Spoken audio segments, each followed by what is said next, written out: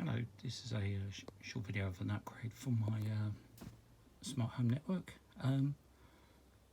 As people might have seen before, I had the CRS309, the 4-port Mikrotik router.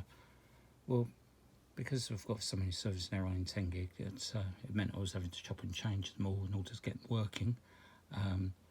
So what I've done is I've upgraded to the CRS309-1G-8S-IN.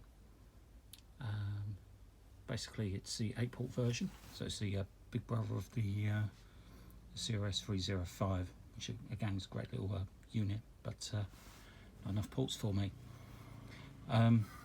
Also, I thought I'd try and be a little bit clever, so I went for the passive PoE adapter, which I found out very quickly that that doesn't actually work with this. It needs a slightly different setup, so which is a little bit disappointing, because that's how I got my CSS326 working, using the passive one. So a bit of a waste there, but never mind. Anyway, I'll be setting it up and probably do a video about that shortly. Anyway, thanks for watching.